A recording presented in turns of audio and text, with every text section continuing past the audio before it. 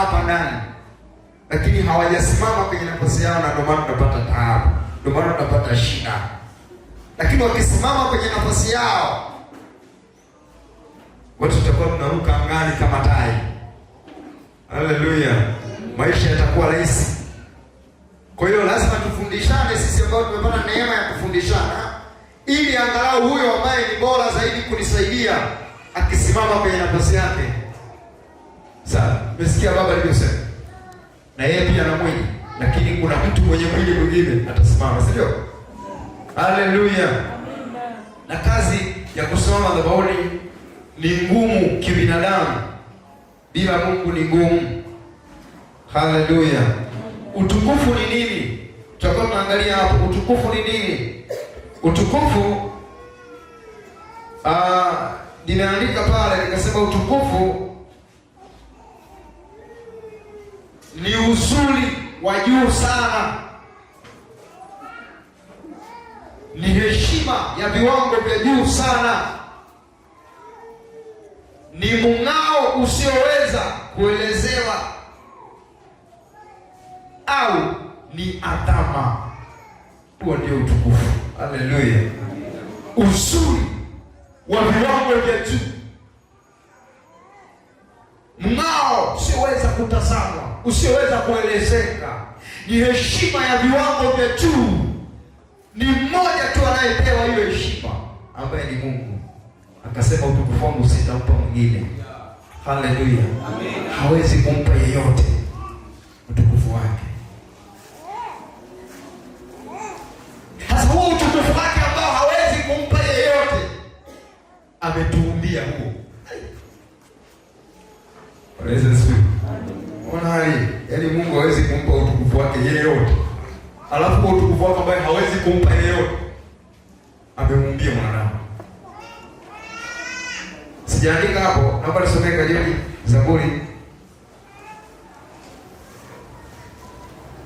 Zaburi ya 8 mstari wa 5. Zaburi 8 mstari wa 5. Sikiliza hapo. Zaburi 8 mstari wa 5. 8 mstari wa 5. Umemfanya mdogo punde kuliko Mungu, umemvika taji ya utukufu na heshima. Bwana Yesu asifiwe. Mungu amemfanya mdogo, amemfanya mwanadamu mdogo kuliko Mungu. Waebrania kule anaelezea vizuri zaidi, anasema kuliko malaika. Amen. Amemfanya mdogo kuliko Mungu, amemvika taji ya utukufu na heshima. Tumevikwa taji ya utukufu na heshima. Mwambie mwenzako, umevikwa taji ya utukufu na heshima. Haleluya. Lakini nimesikia baba alivyoanza, ukikiri kwa kinywa chako naomba unasema, na ukiamini moyoni, ndani ya kinywa cha mtu kuna uzima, na ndani ya kinywa cha mtu kuna nini? Mauti. Bariki sana. Waweza sipe.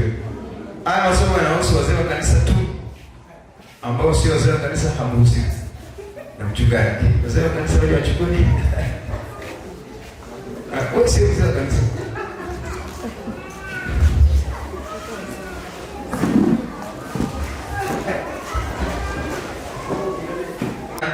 Jambo la kwanza, uhalali wa utukufu wetu au haki ya utukufu wetu.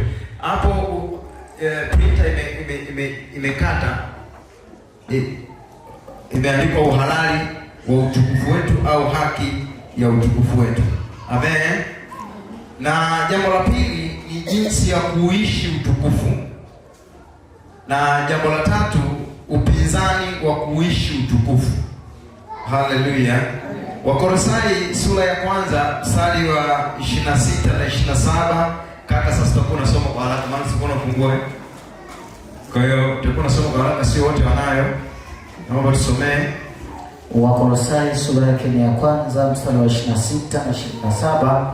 Nisome hapo katika jina la Yesu. Amen. Siri ile iliyofichwa tangu zamani zote na tangu vizazi vyote, bali sasa imefunuliwa kwa watakatifu wake, ambao Mungu alipenda kuwajulisha jinsi ulivyo utajiri wa utukufu wa siri hii katika mataifa, nao ni Kristo ndani yenu, tumaini la utukufu. Amen. Mwambie mwenzako, Kristo ndani yetu, tumaini la utukufu. Tumaini la utukufu. Haleluya. Ni siri iliyofichwa vizazi vyote. Kwa nini ilifichwa katika vizazi vyote? Utukufu wa Mungu ulikuwa unaonekana hekaluni, mara utukufu wa Mungu ukaonekana kwenye kinara, mara utukufu wa Mungu ukaonekana mlimani. Anaelezea Ezekiel, sio? Bwana Yesu asifiwe. Kwa hiyo ulikuwa unaondoka. Sasa ule utukufu ambao Mungu aliuficha katika vizazi vyote, leo ameudhihirisha ndani ya watu waaminio, mimi na wewe. Haleluya. Mimi na wewe. Haleluya. Ndani ya watu waaminio ambao ni mimi na wewe, ile siri iliyofichwa katika vizazi vyote vilivyopita, leo umefunuliwa katika Kristo Yesu aliye tumaini la utukufu ndani yetu.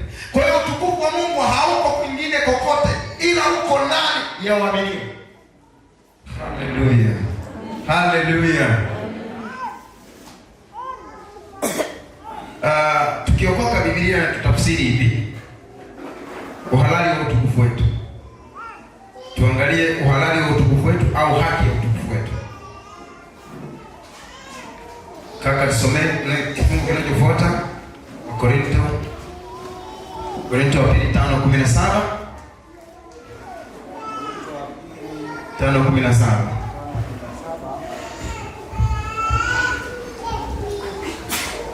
Biblia inaeleza, hata imekuwa mtu akiwa ndani ya Kristo amekuwa kiumbe kipya, ya kale yamepita, tazama yamekuwa mapya. Bwana Yesu asifiwe. Hata imekuwa mtu akiwa ndani ya Kristo amekuwa kiumbe kipya, ya kale yamepita, tazama yamekuwa mapya. Wakati sisi ni viumbe vya kale ambao hatukuwa katika Kristo, tulikuwa ni watu wa kupenda kunung'unika, watu wa kupenda kulalamika. Amen. Watu wa kupenda kukosoa wengine. Lakini Biblia ikatuonya kwamba msinung'unike kama wengine walivyonung'unika wakapotezwa. Kwa nini? Wale walikuwa wananung'unika kwa sababu utukufu ulikuwa mbali na wao. Sisi leo ukinung'unika, utukufu uko ndani yako, adhabu iko hapo hapo. Hatujaruhusiwa kunung'unika. Haleluya. Haleluya. Mwambie mwenzako, usinung'unike, usilalamike. Haleluya. Sisi sio wa kunung'unika. Mume wako, mke wako amefanya chochote kinachokuumiza, usinung'unike. Kwa nini? Wewe ni utukufu katika hali ulionayo. Lazima udhihirishe utukufu wa Mungu. Taangalia hapo mbele. Nisomee kaka, tuendelee inayofuata. Uhalali wa utukufu wetu. Kristo yupi? Kabla ya hapo anasema uhalali wetu unapatikana katika Kristo. Kristo yupi? Naomba nisomee hiyo Wakorintho wa pili 4 na mstari wa 6.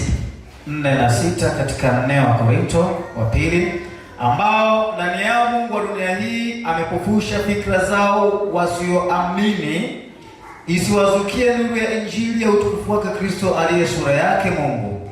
6.